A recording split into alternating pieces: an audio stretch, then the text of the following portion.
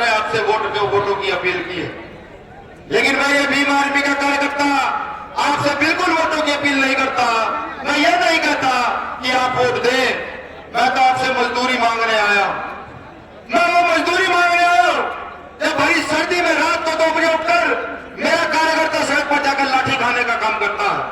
मैं वो मजदूरी मांगने आया हूं जब मेरा कार्यकर्ता खड़े होकर के पुलिस की आंख में आंख डालकर ये कहता है कि अब गलत नहीं किया जाएगा। मैं वो मजदूरी मांगने आया हूं जब सतगुरु रैदास आंदोलन में 96 लोग जेल गए और उन 96 लोगों में भाई चंद्रशेखर आजाद को 24 पुलिसकर्मियों ने पूरी रात पीटा। 20 दिन ये उल्टे जेल के अंदर पड़े रहे। उस मजदूरी को मांगने आया हूं। अगर आज भी समाज ये मजदूरी नहीं दे सकता तो अफसोस होता है ये कहते हुए, उन नेताओं के विषय में सोचते हुए। सतगुरु रैदास आंदोलन में 96 लोग जेल में थे, किसी एक नेता ने 1 रुपए की मदद नहीं की, किसी एक नेता ने यह नहीं कहा इन 96 बच्चों की जमानतें कैसे होंगी। वो तो आभार है आप सब लोगों का, आपने 1 रुपया इकट्ठा करके हम सब लोगों की जमानतें कराने का काम किया। हक अधिकारों की लड़ाई कब शुरू होती है ये जानना जरूरी है। हक अधिकारों की लड़ाई सिर्फ सड़क से शुरू नहीं होती। सड़क क्या है, सड़क से अगर हक अधिकार जीते जाते तो मुझे लगता है कि भीम आर्मी आजाद समाज पार्टी से मजबूत आंदोलन इस पूरे देश में कोई है नहीं साहब। अगर हक अधिकारों की लड़ाई चाहते हो कहां से जीत जाते? हक अधिकारों की लड़ाई कैसे जीती जाती है? तो इस देश की संसद में बैठकर जीती जाती है। मैं कहता हूं यहाँ बैठे, मैं कहता हूं यहाँ सुरक्षा कर्मियों से भी कि आप लोग भी ध्यान रखें, आपके हक अधिकार भी पेंशन के आधार पर छीने गए हैं।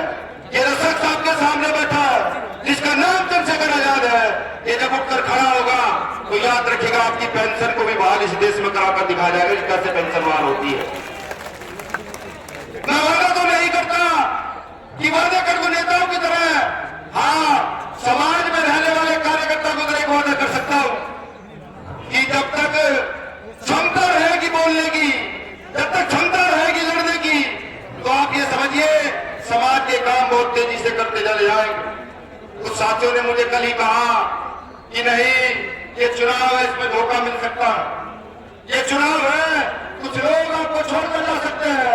मैंने कहा मैं याद कराऊंगा साथियों को, वो मजदूर याद कराऊंगा कि जब मौलाना साहब के ऊपर यहाँ झूठे आरोप लगाए गए तो इस भारत में अगर कोई बोलने वाला था तो सिर्फ एक ही नेता था जिसका नाम चंद्रशेखर आजाद है। मौलाना साहब की सब्जेक्ट पढ़ने का काम कीजिएगा। जब मौलाना साहब को पढ़ेंगे तो पता लगेगा कि भारत की एक विशेष पर्सनैलिटी में मौलाना साहब का नाम आता है। मैं याद कराऊंगा वो जब जुनैद को मारा जाता है, मैं याद कराऊंगा वो जब 250 ग्राम मीट के लिए खाली अखलाक को मारा जाता है। मैं याद कराऊंगा ये कि जहाँ पर मौलिक किसी के नाम पर मुसलमानों की हत्या होती है। मैं याद कराऊंगा वो जिनको आज तक आप वोट देते आए, अपने कमरों में बैठ कर टूटा खेलते हैं, जिसको आपने आज तक कभी वोट नहीं दिया, वो आदमी आकर सड़क पर खड़ा होकर आपके लिए लड़ता है। मैं ये को याद कराऊं। मैं ये कहता हूँ जिस प्रकार से मजदूर पूरे दिन मजदूरी करके शाम को अपने घर में दाल ले जाता है, आटा ले जाता है, नमक मिर्च लेके जाता है, उसी प्रकार से चंद्रशेखर आजाद भी पिछले 10 सालों से आपकी मजदूरी कर रहे हैं बहुजन समाज के लोग। बहुजन समाज के लोग कौन? वो शोषित है, जो वंचित है, जो पीड़ित है, जिनको दाढ़ी टोपी के नाम पर मारा जाता है, जिनको बाबा साहब अम्बेडकर के नाम पर मारा जाता है, वो सारा समाज जो शोषित वंचित है, आज चंद्रशेखर आजाद उनकी मजदूरी कर रहे हैं।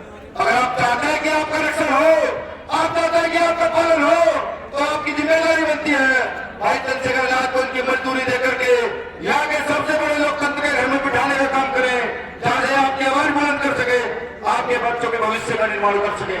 अगर ऐसा आपने किया तो समझिए इस देश की राजनीति में एक नया इतिहास लिखा जाएगा। मेरे बखूबी याद है जब साहब मान्यवर काशीराम साहब ने यहाँ पर राजनीतिक दल का निर्माण किया, तो राजनीतिक दल का निर्माण करने के बाद साहब काशीराम ने यहाँ शोषित वंचित वर्ग के लोगों को, जो लोग ठेली लगाते थे, जो लोग रिक्शा चलाते थे, जो लोग जूते काटने का काम करते थे, उनको विधानसभा और संसदों में भेजने का काम साहब काशीराम साहब ने किया। आज पूरे भारत को ऐसी राजनीति की आवश्यकता है कि अगर आप ये चाहते हैं कि आपका बेटा में अगर क्षमता है वो राजनीति करे, वो गरीब बच्चे राजनीति करे, तो गरीब के बेटे को उठाकर खड़ा करने की जिम्मेदारी आपकी है। मैं बार बार एक बात कहता हूं सभी मंचों से कि हर नेता ताकतवर होता है, बिल्कुल ताकतवर होता है, अगर वो अपने विचारों पर खड़ा रहे, लेकिन नेता एक बार कमजोर कमजोर तब पड़ता है कि समाज उसकी मजदूरी देने से इनकार कर दे और कदम पीछे उठा ले। अब ये तय आपको करना है कि चंद्रशेखर आजाद को मजबूती के साथ खड़ा करना है या चंद्रशेखर आजाद को झुकने के लिए छोड़ देना है, ये तय आपको करना है। यह लड़ाई बहुत बड़े बड़े पैसे वालों से लड़ाई, यह लड़ाई सामंती व्यवस्था के लोगों से है। इस लड़ाई को